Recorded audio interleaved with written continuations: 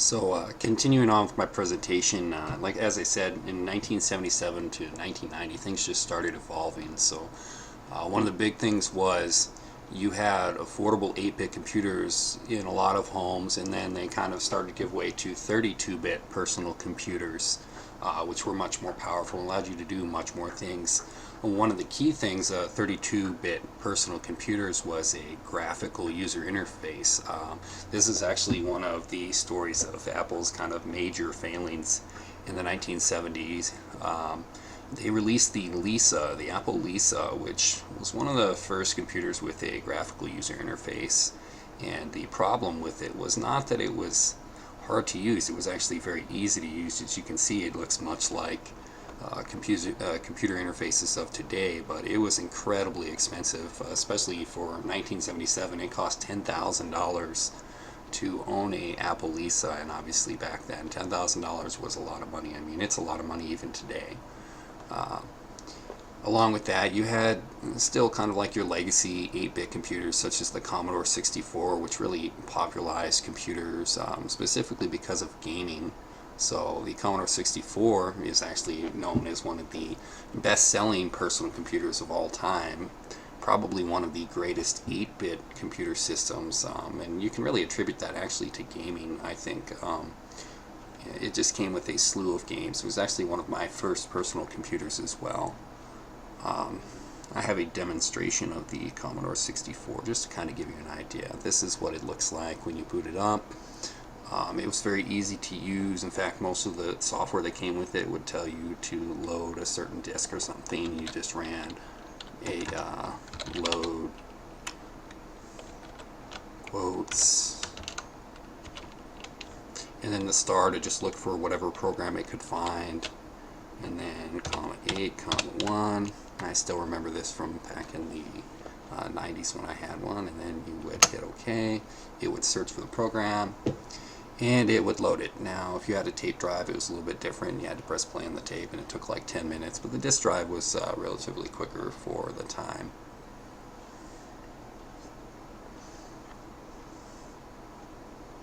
Alright, I'll go. This would take a while to load because the emulation is actually pretty good. It's actually just as slow as the original Commodore 64. Moving back to the slideshow, as I said, the beginning of the graphic user interface and the decline essentially of the terminal type interfaces was really a boon or a major boost for personal computers, because now you didn't have to even know code per se. You still had to know enough to load the program, but once the program was loaded, you had this easy to use interface. And you can see here we start to see mouses become more prevalent as a way for people to input information into the computer. And then, of course, from the 1990s to 2000, things kind of get a little blurry on whether it was the advancement of technology or if it was just simply the advancement of software. So technology gets cheaper, smaller, and faster. You can see here, I've got a couple of examples here, but we had better graphics just developing all the time. And you can see here, most people's screen resolution like VGA, XVGA, about 2009, pretty much everybody was moving on to like XVGA or to 1024 by 768 resolution. And then nowadays, obviously everybody either has HD or near HD resolution monitors. You had technology getting smaller, so you can see component sizes just got smaller and smaller and smaller, which was great because then you didn't have to have this huge hulking box on your desk. And then the falling cost of computing. This is just a basic model line graph that shows kind of technology as it advances, and also that the cost just kept going down. So computing cost per dollars just kept dropping like a rock.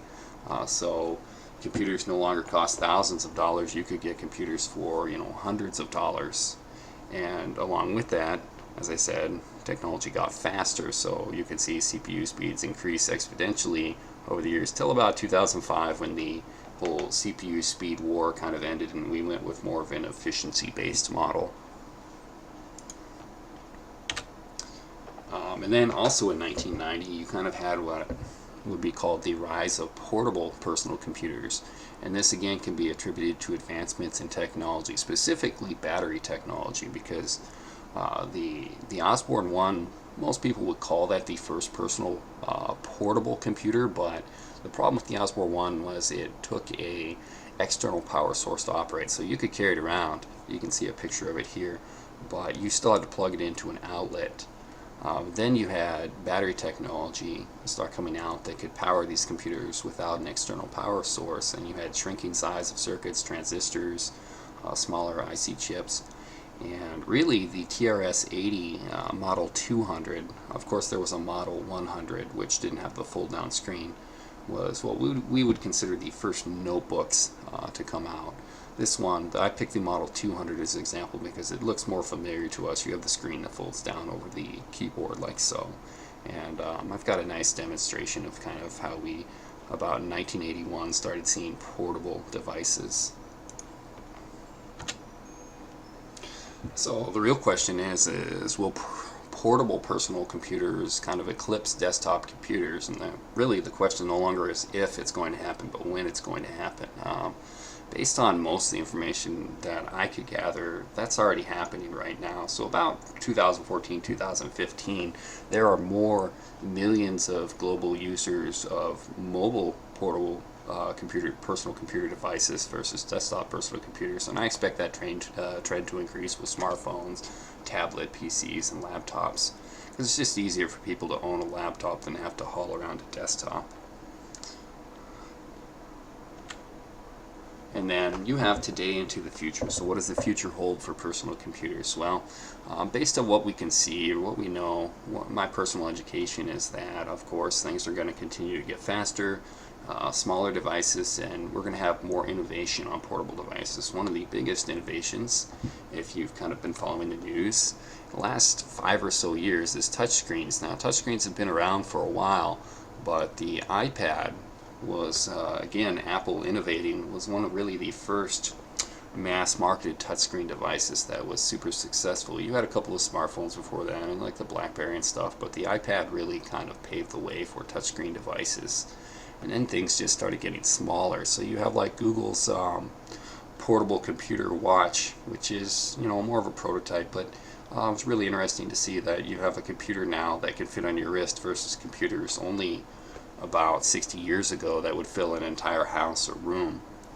And you have, of course, the Raspberry Pi, which is a great example of shrinking computer sizes. So we really have microcomputers now, where this is the entire computer. You can run Linux on it just like older computers of the day.